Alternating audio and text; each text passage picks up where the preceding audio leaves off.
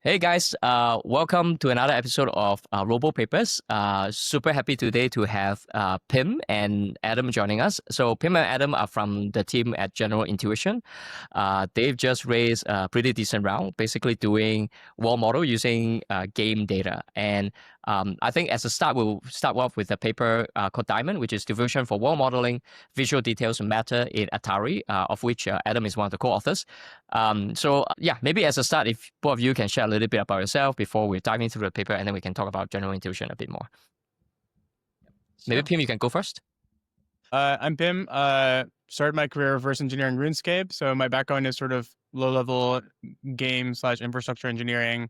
Built the largest private server on RuneScape, then worked at Doctors Without Borders for a few years, working on sort of novel data generation for creating maps from satellite data. And then started Metal, which became the largest company for recording video games, which is sort of the joining with the group that wrote Diamond, we realized we could scale this area of research up by multiple orders of magnitude. And that's where I met Adam. Yep, and I'm Adam. Just finished my PhD in reinforcement learning and world models. Before that, had kind of started in physics and then got excited about machine learning, gone more into that, and had been working as one of the main projects of the PhD on Diamond, which was a project that aimed to combine diffusion with world modeling and then go all the way to training a reinforcement learning agent inside that world model. And then just as I was finishing the PhD along with Elwar and Vincent, who I worked on the project with, Pim reached out to us, told us about a massive gaming data set that he had access to that was kind of the stuff of our dreams in the PhD. So we took the offer to join as a team and have been working at General Intuition for the last 6 months now. Yeah. The whole Diamond team are co-founders of General Intuition. Eloa, Adam, and Vincent, to be precise. And then, one of the things that we are not robotics researchers. We're very, very excited to be here, but we'll preface with we have a very, very heavy gaming background, and so we're excited to exchange thoughts. But we might say really stupid thing about robots, and you'll have to correct us. Well, Chris will correct those. I'm also not a researcher, so Chris will be the adult here. But maybe Adam, it'd be awesome if you can walk us through a little bit of your work at Diamond, if you can. Yeah, sure. So yeah, the project started when I was doing an internship at Microsoft Research, and I met Elwar and then later Vincent, and they had both been working on world models in their PhD, had worked on Iris and then Delta Iris, which were both kind of transformer-based approaches to world modeling. And during that internship, we'd kind of discussed the idea of using diffusion for world modeling. It was kind of at the time that diffusion models were becoming more of the dominant paradigm for image generation. And so started playing around with investigating the application of that to world modeling. And it ended up becoming Diamond. So the kind of idea was the standard kind of model-based reinforcement learning setup on Atari 100K. So in the kind of sample efficient RL regime, can you learn a world model from the data that then allows you to do reinforcement learning, which is inefficient, kind of in the world model to get better performance? And we found that we were able to do that on the Atari 100K benchmark, and kind of looking into it, and we do so in the paper, we find that diffusion's better able to model the visual details in some of the games, which are often important for rewards, and so leads to better performance of the reinforcement learning agent. And then we later realized that actually the power of the diffusion model in the world model was much beyond what you can see in the kind of Atari games, and extended it to the CSGO data set that you can see below, and could have a kind of full 3D world model, controllable with actions and things like that, which was then what led us to PIM. And we did that world model that you can see on the screen there with just 95 hours of training data. We had 87 for training and held out set. And now we have many thousands of hours of gaming data that we can use across CS2 and other games to kind of scale this research up, which is really exciting. So the data so this 80 something hours that you begin with, so these are basically video capture from the gameplay as well as the so-called action labels from the gamers, right? Am I right? Yep, that's right. Okay. So it was kind of keyboard and mouse action space for this one, alongside the video frames. I see. And so you can actually play this, like just fully play a match of Counter-Strike and this. Yeah. Yeah, there's a video of Ella playing it down here, and believe this is in real time as well. Yeah, so it runs on a single 3090. I think it's like roughly 10 hertz. Interesting. So this is an action steerable world model where, once you churn out the world model, the human just put in some inputs and then the world model will just dream out, okay, this should be what happened based on the action that's coming in. Yeah, so it's a standard diffusion model, conditioned on both the actions of the player and the previous frames. So it has quite a short context window, but for most situations in the game, you can see it allows for kind of consistent navigation around the map. Did you have to do anything to get it to run that quickly? Just 10 hertz on a normal desktop seems like these are really high resolution images, right? Yeah, so I suppose there was kind of two main tricks to get it to run fast, because also we needed it to run fast even on Atari for the reinforcement learning pipeline. We had pretty kind of limited compute, so the faster we could get it to run, the faster we could do the experiments and train the agents as well. So the first trick was kind of on the Atari side, was just trying to get down the number of denoising steps as much as possible. Back in 2023 that we were starting to do the work. So the dominant paradigms and DDPM and things were still using around 1,000 steps for denoising. We used the EDM paradigm. So by kind of having these like normalization wrappers, we were able to get down the number of denoising steps much lower. It worked with one, but we decided to use 3 in the paper. So it's much more similar to the kind of current flow matching models that are used in robotics today in terms of how it was working. And so that allowed it to be much faster than it was initially. And then for CSGO, as you say, the resolutions were much higher. So in order to scale it up for that, we had a kind of 2-stage pipeline where firstly we were downsampling, doing the diffusion model in pixel space, but at lower resolution, and then upsampling with a second diffusion model. And typically, makes how sense. many frames ahead would the diffusion model basically generate? So this was just one single frame at a time.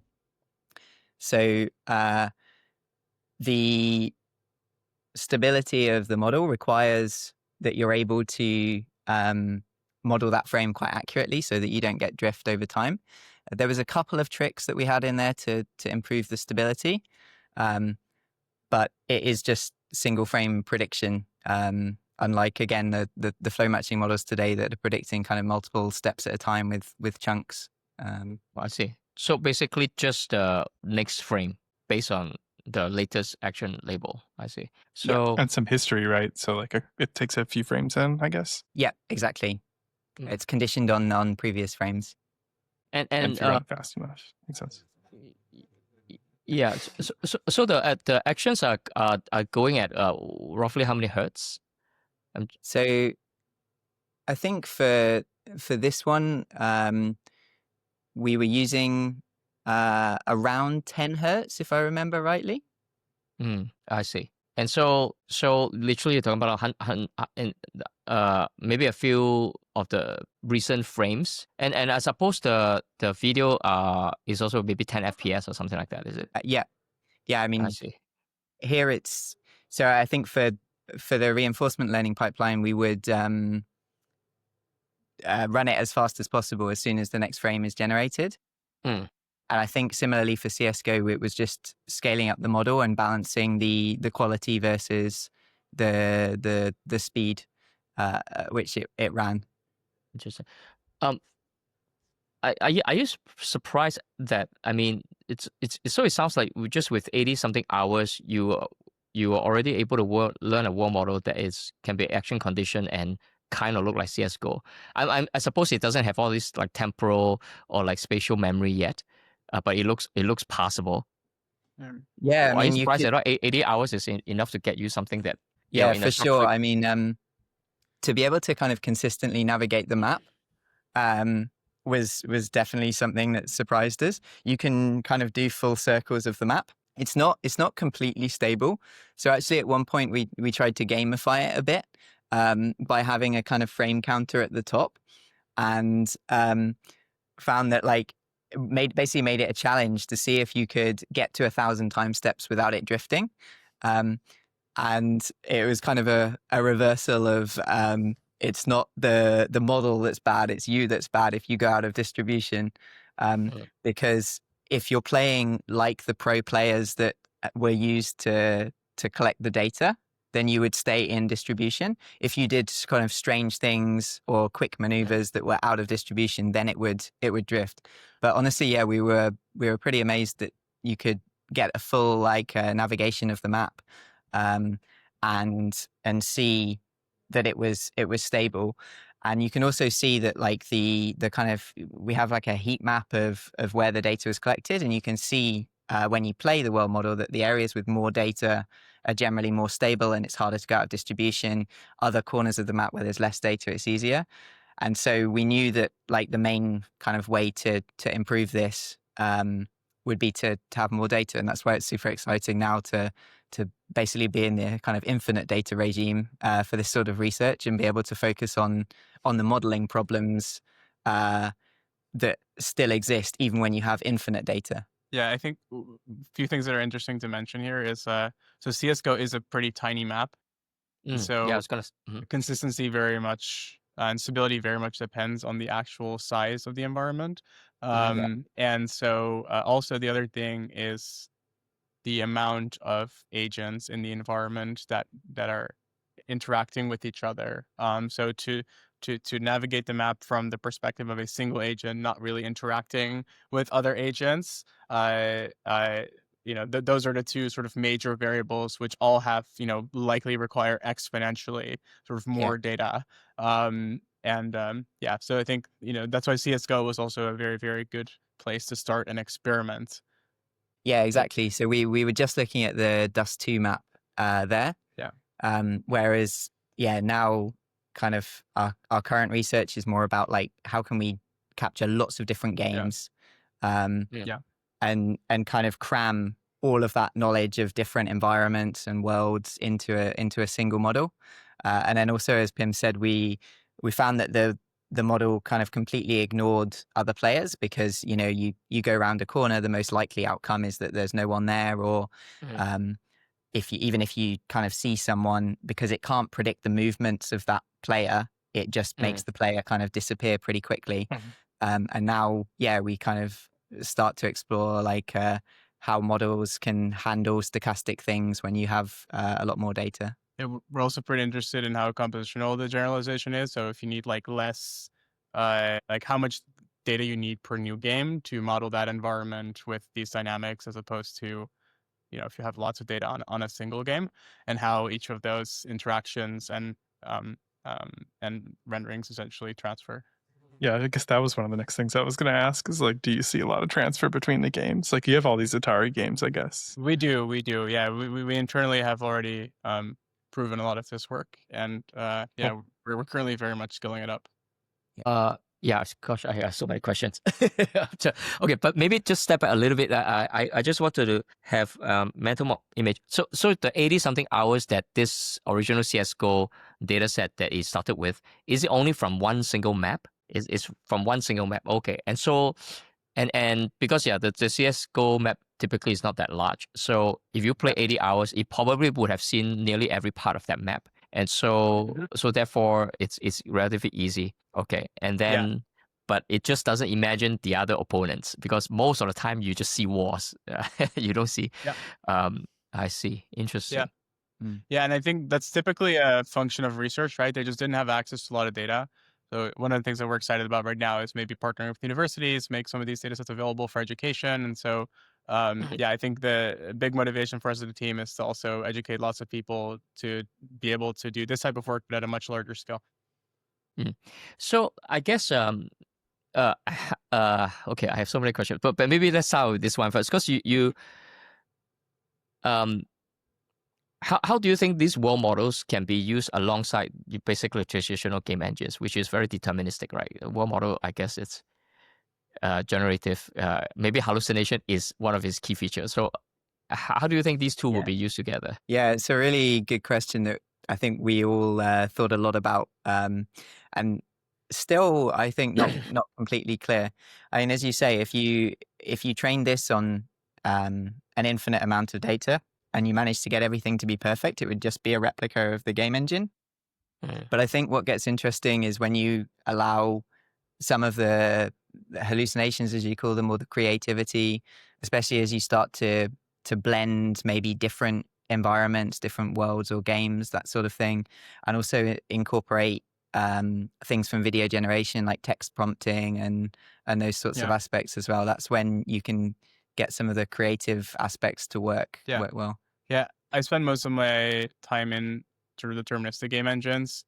So a key part of game design is sort of this having to respond to non-deterministic sequences. So like, let's say in Clash Royale, for instance, you have the fact that you get a random deck, a random sort of card shuffle, right? And so this sort of element of stochasticity is like a key component of great games.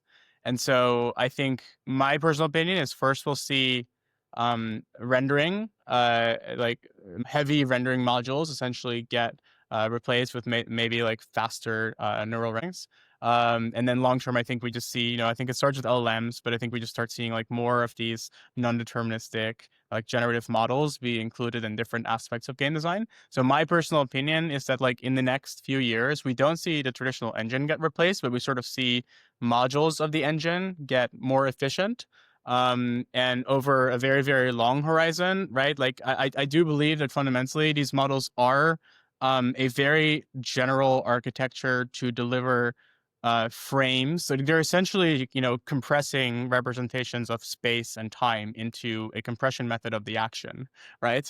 And so, it's a bit of a generalization, but I think the games industry very much struggles with this problem of delivering experiences. And so I think a lot of the game engine, therefore, where you currently have to download like massive, like multi-gigabyte files, does just end up turning into bloat, right? And so I think that we'll first see these hackers. I think in the long term, I think we'll first see sort of world model native games as like an adjacent genre as opposed to replacing the traditional engine. And then very long term, I think those just end up becoming sort of the new genre of entertainment. But I don't think that this is a replacement. I think it's just sort of a progression that the engines are very much going to be involved in as opposed to in opposition. Because if you look at, for instance, competitive games, right, the determinism is a key portion of the experience, right? If you're playing competitive Rocket League, for instance, and your opponent sees a different, like slightly different rendering of an object, then that's an unfair advantage, and you don't want that, right? So I think determinism is a really, really key feature. But at the same time, there's lots of, I think, efficiency gains to be had from these world modeling techniques. So maybe this is a good segue to talk about like you guys' vision for general intuition. So it sounds like what you guys are thinking about is really within the game industry, how to basically light the fire there and do something, allow the game designer to do something cool. Is that what you're thinking? Yeah. So our focus is on, so we realize that we sort of have so much of this data represented that we can immediately start focusing on agents. And so while we work on world models as part of the research, really the focus for us is at the moment an agent that can play any video game. And so Yeah, so as we mentioned, we just raised the Code's largest seed bet since OpenAI. And the reason for that is because we obviously have a very, very large data set that is really, really unique. And, in Adam and his co-authors, an incredible founding team. And so, yeah, our focus is building general agents for environments that require deep spatial temporal reasoning. So focusing on, right, one way to think about it is, as humans, sort of our intelligence first developed in these three-dimensional spaces, and we later, as sort of a subset of that, introduced text in order to communicate. And so one way to look at text is a sort of compression method of reality, right? And of spatial temporal information, which then obviously allowed for many sciences to sort of flourish on top. And I think that's beautiful, but fundamentally, a lot of these problems where LLMs are failing is because they largely rely on text for their generalization. And so what we're trying to build is essentially this spatio-temporal backbone in a foundation model that we can then leverage, right, text modalities and others in order to produce frontier models. Very, very similarly to sort of Anthropic hard focus on code, we want to focus on general agents for spatio-temporally heavy workloads. Yeah, so it's like now instead of just human gamers who can play against me, you have much better maybe AI players in these games taking me on. Yeah. When yeah. Okay. Yeah, an All my initial metas. use case is very much very, very, very good bots. Got it. And could you share? I mean, it seems to me that your secret weapon is the data set that you've gathered. Maybe you can talk a little bit about your journey, Metal. Yeah. Like, who are these players? Why are they giving you the data? Yeah. Unknowing. How does this? Yeah, I mean, don't know. I read about. I would Yeah. classify Adam as a pretty good secret weapon as well, to be honest. Yeah. Oh yeah, for sure. I mean, data without researcher is like nothing for sure. Yeah. Yeah, So the data set is massive. It's so Metal gets roughly 1 billion video uploads per year with action labels, right? And so as a result, that's roughly a YouTube scale data set, except there's two problems with the YouTube data set. One, it doesn't have action labels, and so especially for training agents, that's a bit more difficult. And secondly, it's not fully in perception, right? So you have to rely on pose estimation. And also, one of the beauties of video games is that you're essentially, right, the information that you're making decision based off is completely limited to screen. So you're basically forced to simulate these optical dynamics with your hands, which sort of force these spatial temporal consistency of the information and the decisions that you make. And so we sort of have this strong belief that games are a very, very good representation of spatial temporal reasoning that's much harder to derive from even starting with real world data. So we really want to go deep on this general agent that's capable of spatial temporal reasoning, and then branch out from there in terms of the research. Yeah, could you comment what is Metal about? Like, why are people uploading this 1 billion clips with action labels? So for non-gamers out listening. Yeah, so look at it this way. I'm sure you've all watched streams before, and people upload these videos with their game controllers overlaid on the screen, right? So when you're playing video games, you're traditionally doing one of sort of three things in the background. You're on voice, talking to your friends on Discord, probably.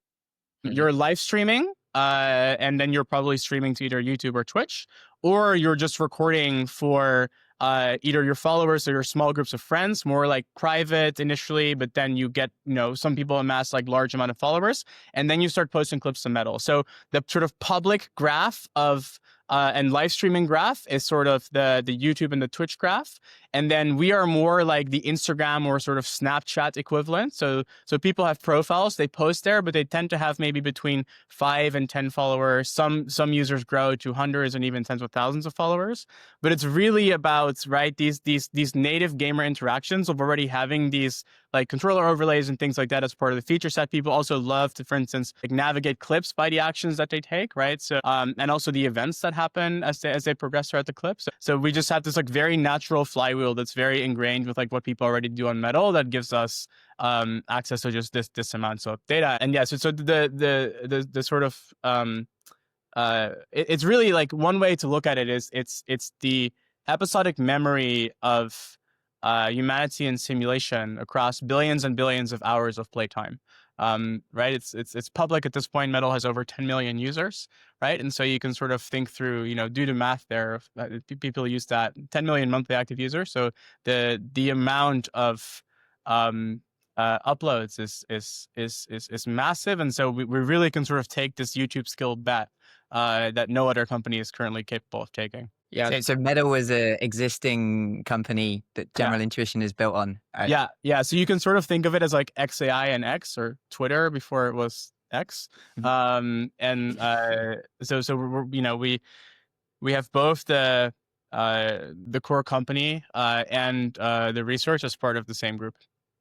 Yeah, I'm curious, at the early stage, right? It seems to me if it's purely a social thing, you probably just need the video. Like, why did you even collect action labels? Like, was it a feature, or do you just have this foresight that the action labels will be useful to form general intuition down the road? Like, no, it's quite funny. I tell people it was worse than luck, because I was actually working with Dr. Sub Borders, and as part of that, I got to spend some time at Google Crisis Response, which happens to be in sort of the same building as Google DeepMind, and I think it was 2016 or 2017 at the time. And so, I had many conversations with people on lunch about this type of research, and I started Metal a few years later and did not even put the dots together. So I tell people it's worse than luck, because I had some prior knowledge, and even with that, I wasn't able to connect the dots. And so it wasn't really until really the Genie paper and the Sima paper where it became super obvious to us that this is sort of the bet that we should be exploring. But we already had features, for instance, around overlays, where people could put their controller up or their steering wheel up on the clip as a part of the content. And then also in the timeline of navigating the clips, for instance, like gamers love to see like the specific labels of that. And maybe just worth noting, just for clarity, that like these feature sets and participating in this, you can opt out of it at any time. It's just in the settings. We're also very transparent about the fact that we do this. That's why we did the announcement, to sort of make it very, very obvious and open about what we do. And also the sort of every single consideration that we've taken around designing these systems, we've published on the blog in case anybody wants to look into how it works. Yeah, this is it is super cool. I mean, so you mentioned, so one problem with YouTube is video without action labels, right? And clearly you guys have the action labels.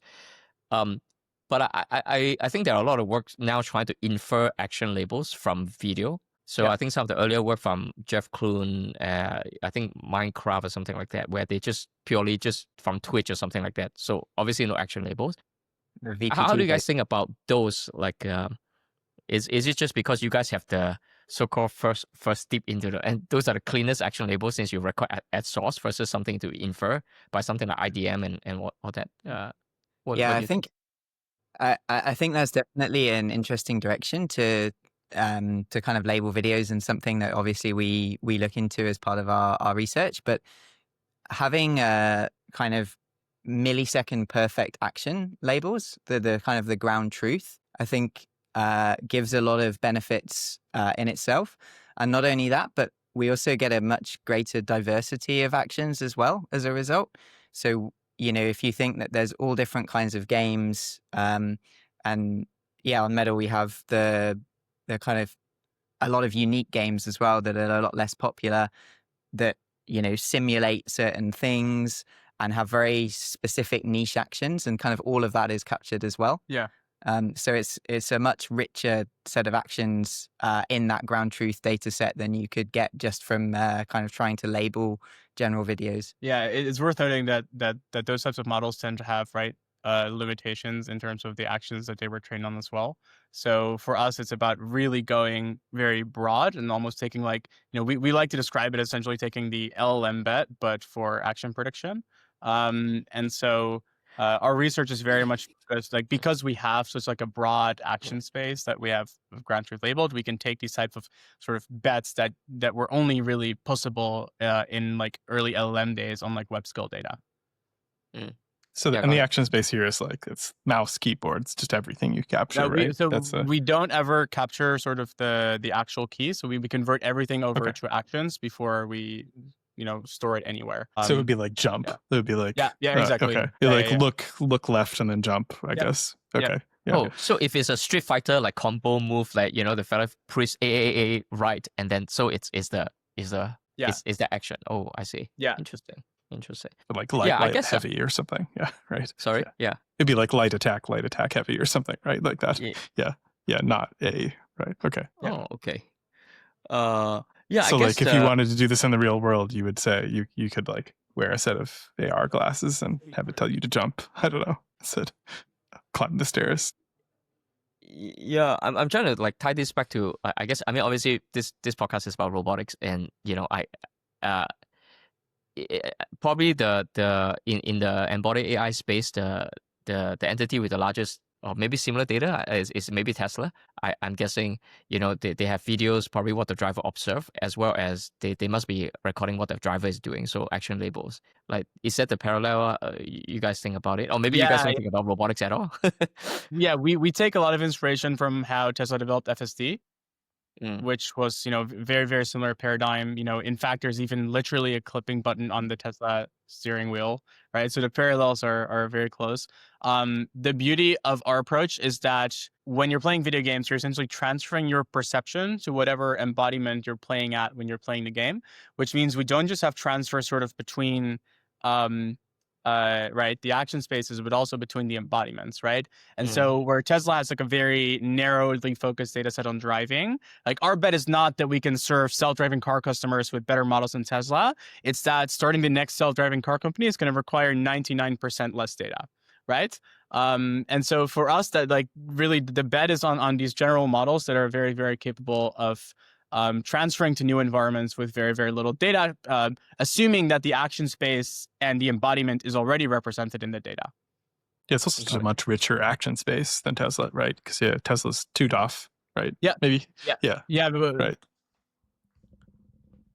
How do you actually handle that? So you have if you have so since it's not mouse and keyboard is like a pretty fixed input size, but now you have the infinite length of all the possible actions that a video game character could perform. Is that fair? Okay. Yeah, and they're not all discrete actions, right? We also have continuous ones, for example. So, the diversity is really rich, and so, you don't want to say anything else on that? Yeah, just that it's a really interesting research area as well. Is a lot of the previous work on the space is restricted to navigation actions only, like Pim mentioned, Ema and Genie. But we really want to look at how do we extend that to kind of much richer action spaces, and how do we capture the meanings of those actions and transfer that between games and environments. So about how many, you said 10 million active users. Sorry. How many games roughly is that? It's a lot. It's a lot. Okay. Many, many, many thousands, if not tens of thousands of environments. Yeah, I think for most of the guys who listen to this podcast, they are actually researchers. I think doing the robotics. The number one complaint everyone have about robotics is there's no data. And usually that means that there's no data with action labels. Usually that's what it's so. So I think that's why this is so interesting. Is like Pim and you guys show up with okay, actually there's a lot of gaming data. But I guess if I'm a roboticist, and maybe Chris you should add on to this because you are the actual researcher. You're a roboticist, Michael. Okay, cool. I talked to enough to now. Yeah. So I imagine there may be some not criticism. Okay, so just questions, right? So it could be a lot of these game engines, they are optimized for the aesthetics, right? They're not no fidelity. In fact, there are crazy things that you obviously cannot do. You can't fly around, like a Dragon Ball game, you can fly around the world, right? It's physically impossible. What would you say to that? To roboticists?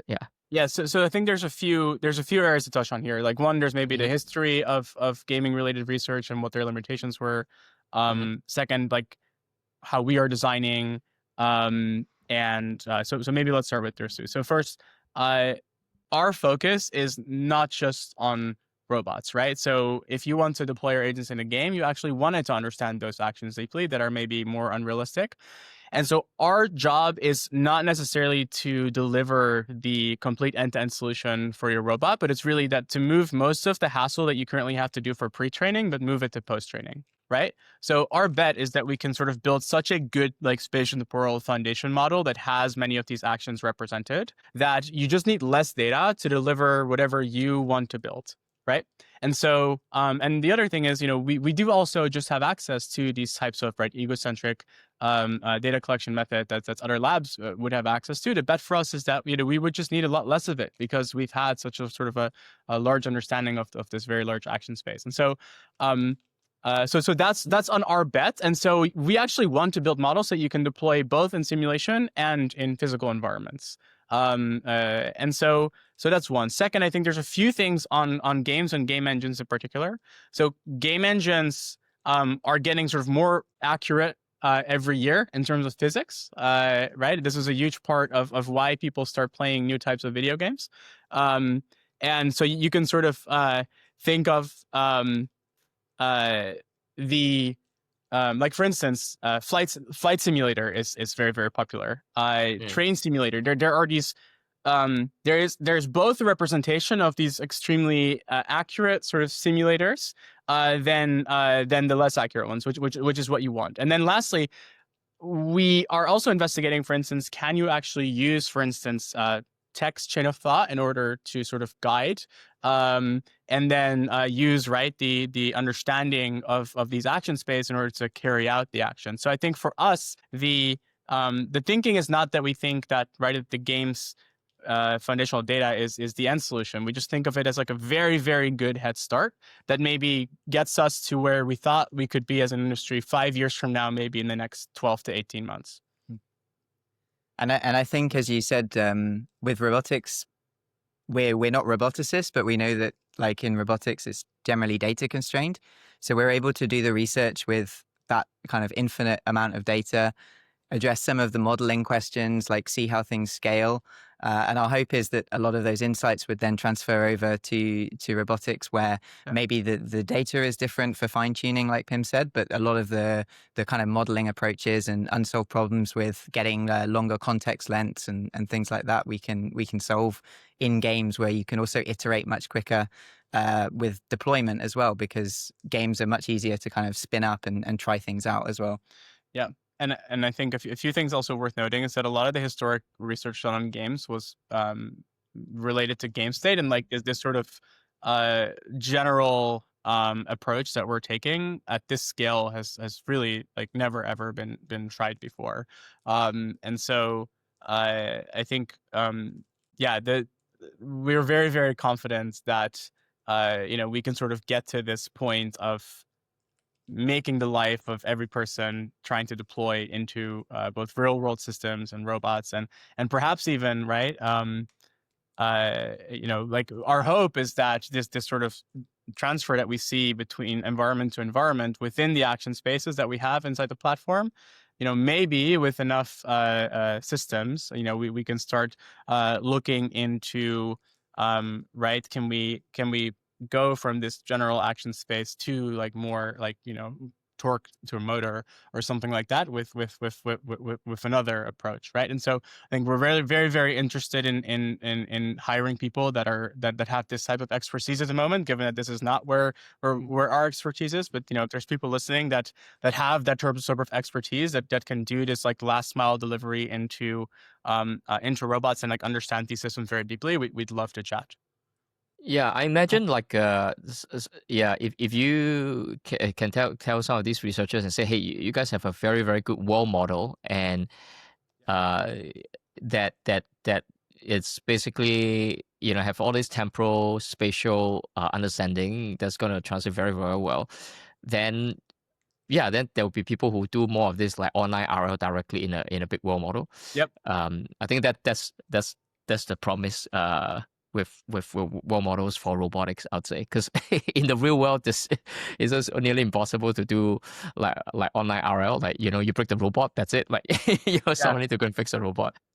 Yeah, it's maybe worth noting that the reason why we decided to build an independent lab and not work with any of the larger frontier labs is because if you're one of those labs, you sort of have to build these world models first, and these are extremely costly to train, and they're also very, very difficult.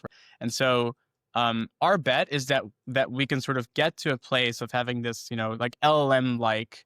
Right, and I use this as like LLM as a parallel to text, right? That's the only, LLM, like the way to think about it is LLMs were obviously trained on like large scale web text data. We're sort of doing the same thing, except for action prediction, right? At sort of that skill data set. And so our bet is that we can kind of initially skip the world modeling stage to get to this first foundation model. And then in parallel, we're scaling our world modeling research, which is being led by Anthony Hu, who was the lead research scientist on Gaia 1 and Gaia 2 at Wave. So for us, it's really about being able to leap the world modeling space by, hopefully 2 to 3 years, by being able to get the results that you would want after you train these agents inside world models a few years before, and in the meantime also scaling, right, the world modeling research to be able to get more environments to scale once that sort of base policy is there. And so that's our bet. Like I think a big point of feedback that we got from the raise was who in their right mind starts a frontier lab in 2025, given the capital requirements. And so for us, it was really about knowing that we could leap by this much. That gave us the confidence to do it. Yeah, it's great to hear you guys got Anthony. I saw. Yeah. I've been keeping track of Gaia 1 and 2. Yeah, very impressive. But yeah, I guess similar thing. World model. Also with action label with videos. Yeah. But an easier one again with Gaia 2 still 2D, right? Yeah, well, I 2D guess meaning action space. Yeah, no, obviously 2D it is action 3D, space. like video. Yeah. Yeah, I guess robotics have navigation on one extreme, which is just 2DOF. Yeah. And I don't know, my own suspicion, I don't know whether like Adam and Pim, you guys, how do you guys think about it? I'm thinking maybe it's the wrong games I'm thinking about, but it seems to me like for robotic navigation where the agent in this case is moving through a long distance in this virtual space. I think those game data will absolutely help a lot. But then there's the other side of robotic, which is actually the environment doesn't change all that much. Let's say it's a boring kitchen. There's no one else in the kitchen, but you as an agent, you have like, I don't know, like 60 DOF, between your two hands and your whole body. Yeah. So, but the objects themselves, some of them are deformable, and then cloth and things like There's that. like kitchen simulator, cooking simulator, and all those, right? Yeah. The bet for us is really at the moment not on these like higher DOF systems. It's really on systems that have a DOF similar to the action space and the inputs that we already see represented, right? And so for us, it's a lot more about transferring to any system that already has gaming inputs. So like, every robotic arm, for instance, does also ship with a game controller. And like we really focus on sort of predicting at the level of the controller itself, as opposed to predicting at like, the precise dynamics. And we think that, this is sort of we're not suggesting that this is the only way to solve it. We just think that it's going to get us really, really far. And then allow us, right, with also having access to the sort of last mile delivery type of data, to go there. And I think also for us, like, if we, like, fundamentally intelligence is the bottleneck. And so if we believe that if we unblock intelligence on this, in within this DOF, that actually we'll see supply chains and manufacturing adapt to those type of systems as opposed to going for sort of the higher DOF variations. And I think one other thing to mention, for instance, is that like very, very many times, there's a lot of the systems that you'll be operating in are fundamentally weight and energy constrained, right? So if you actually can just predict like simple discrete actions into embodiments as opposed to these very dependent continuous actions for robots, then often actually the discrete actions might just be the simpler answer. And so our bet is really that if we solve this problem fast enough, that we'll see supply chains and embodiments sort of move our direction. And hopefully simultaneously as that's happening, right, we can also scale up to higher DOF action spaces because we see the generalization and transfer apply hopefully to both action spaces as well as environments. And I think you already see this to some extent in robotics with like vision, language, action models, right? That you have the vision component and the language component, which are pre-trained on much larger data sets. and then you train end to end to get the kind of action component out, and this could be another component to that, which bakes in a lot more external knowledge of physics and actions and environments and things like that. Yeah. Cool. Yeah. I mean, one thing that I'm super curious about is whether or not you can use this kind of these huge data sets to solve the long horizon problems, because like that's something that robotics always struggles with. It's hard to get data, but it's even harder to get data that is like a 20-minute CS:GO match, right? Like that's quite a lot. Yeah. So I know that you were saying before there was just a couple frames of history, but I assume you guys are thinking about like solving that problem. Yeah. We have really, really long sequences as well. And like the diversity on both sequence length and skill, and is very, very high. And it makes for like a very, very great place to do research, I think, because you're really thinking about the bets you want to take, as opposed to sort of how are you going to get like these very specific types of data. And the other thing that's really cool is that it's all in one general format, right? So you don't, where if you're currently a lab that might be working with type data, you're going to get different data per video game, and then you have to normalize that into like a single set, and then that's going to take a ton of time, right? For us, it's really about having that one general format that we can sort of take straight into the different models that we're building. And that's why having sort of the integrated company is so awesome, because also as games, right, get more realistic and represent the real world better, they introduce new actions. And so we really look at it as this flywheel where games just, the spatial and temporal reasoning represented in games just gets you really, really far into transferring out to other types of embodiments as well. Yeah, I think this is really incredible. Like, I feel that, it's so hard to get action labels. And because I mean, I feel that the internet by and large is just like a big dump of humanity's like conscious thoughts, right? Yeah. We can record our text and images and videos, but then the way we move in the physical world, we do it subconsciously. So unless you put a human in a robot on a car, which is in Tesla's case, but then in your case, you put a human to drive some virtual digital beings embodiment, and then get the action label. Like that's a very good hack, because otherwise you can't get action labels. And yeah, I think that alone is a definitely. I think could be something that no one else has really tried, at least to the scale that you guys have, I think. One thing I'm personally really interested in is, going into slightly speculative territory is, I see your nervous smile. No, but like one thing I'm interested in is, right, text models are trained in sort of what I describe as described reality. So somebody wrote like a textual description of their experience. And I'm very, very curious what happens when you train these foundation models purely in perception, and where they have sort of no separation of the two, and everything is as perceived, and then you add in things like text data. So I have a lot of these questions, like, and I'm really, really excited about, like, it's almost like you said, one level up on the hierarchy stack, right? It's perceived reality, described reality, and then you get LLMs. And I think we are going to inject that sort of perceived reality foundation model, then add in text, and then everything else. Yeah. And so I am genuinely really, really curious about the type of outcomes that we'll see. And, we'll have different types of problems, but maybe just going to see very, very different types of intelligence that is fundamentally spatial temporal, that I don't think we've ever seen before. And we're excited about it. We're also excited to bring really, really smart people along the journey. So if you're interested in joining us, you know where to reach us. And do you think? Chris. Yeah. Oh yeah. I mean, do you think that you'll need to do? I think it's a really interesting observation that like modern AI, like reasoning models and VLMs and everything we have is really kind of text first and built around that. Do you think you'll need to do like really fundamental like architecture stuff? Do you think like move past transformers? People have always threatened to do this for a long time. Have you guys put any thought of that, or is that? I'd say anything's on the table, but we're not at that stage at the moment. Yeah. We investigating kind of like how we can solve the problems that we talked about, like increasing context, for example, and we'll see how that goes.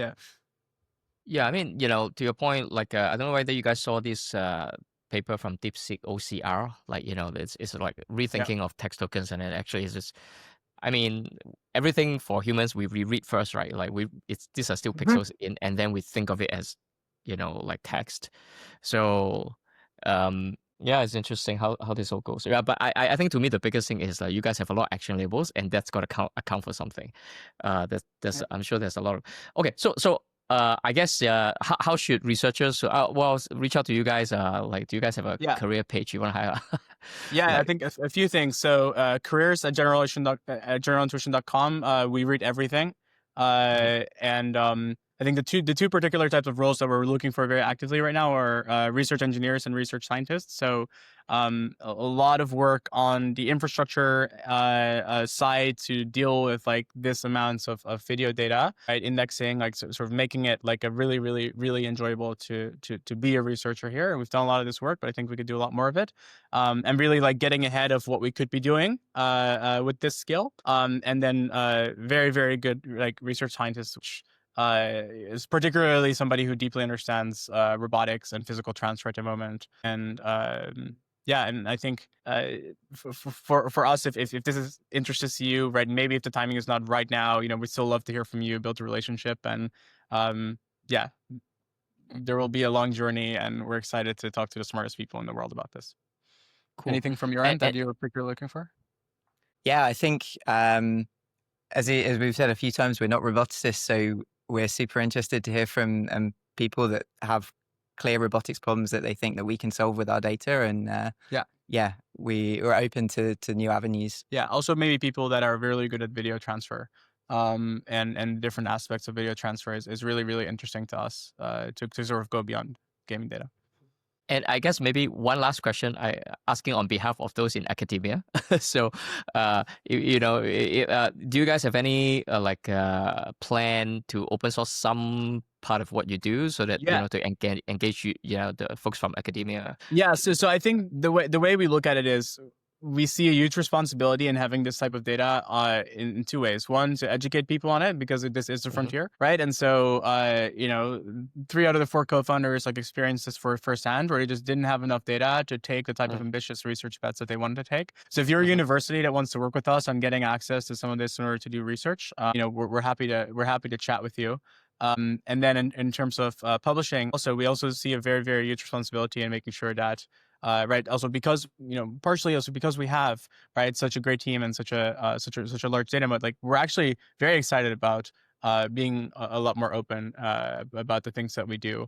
And so, I think you'll see that from us. I think in the early days, we're a very, very small team, so publishing is not necessarily the priority right now. But I think Adam is really, really a strong scientist. I think your own personal role model very much exemplifies this. And I think we are both really, really, also maybe for context, the lab is named after how DeepMind initially started to try to build an agent to play Fold It. In order to, which very much eventually led with a bunch of different approaches to AlphaFold. And Demis has a quote where he says, "Wouldn't it be amazing if you could mimic the intuition of these gamers who are, by the way, only amateur biologists?" So I think our root motivation for a lot of the team is to get to that point where you can even use it for scientific spatial temporal workloads and create those type of breakthroughs. And that's going to require a really, really good relationship with the science community. And we intend to uphold that. Okay, that's really awesome. Awesome, I think that's a great place to end the episode. Super looking forward to and I guess anyone listening interested in this data set should chat with you guys. Yeah. Or reach out, to do some research collab. To be clear, we do not sell data. Yeah. Period. But we like to we want to make sure that especially universities and students that we need to push the frontier here have access to the things that they need.